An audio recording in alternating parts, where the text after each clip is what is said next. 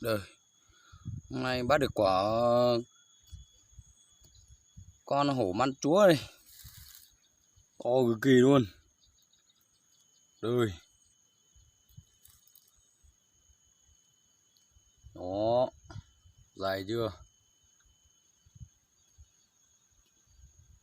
Đây, bị bắt rồi. Này à, đây, hổ man chúa nhá. Đấy. Đó, sợ chưa?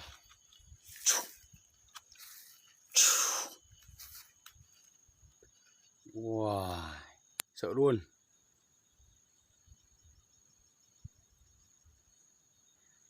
Thì tao tổn na nữa, lo chắp lời đưa tổn na nó, tao bỏ đuôi đi rồi, lo thì đi rồi. Nó vẫn nhảy một lua lia, vẫn nhảy một tàu, vẫn nhảy bỏ nữa, chỗ mình mê sức chơi vẫn nhảy trò tổn na nó tỏ nữa, sắp chết rồi.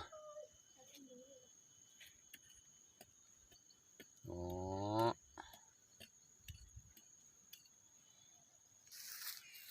Bị buột chặt quá hình như sắp chết rồi sao đấy.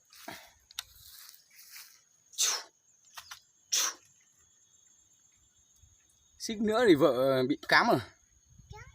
Đây vợ đi làm ruộng, đi phát cỏ ruộng đây. Tình cờ đang ngủ ngay trên bờ ruộng. Tí nữa là vợ bị cán luôn.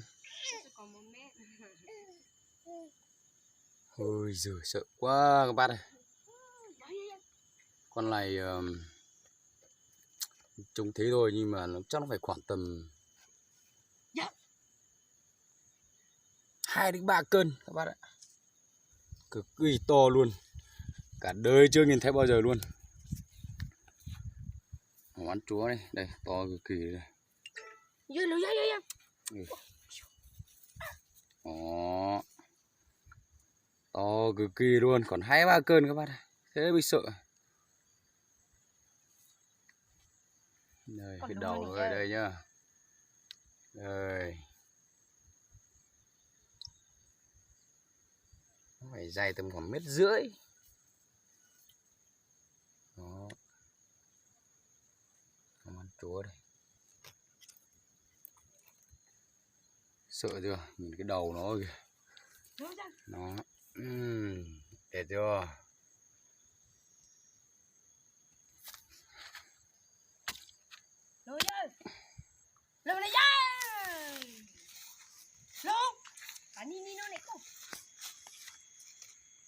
Ui, sợ thế.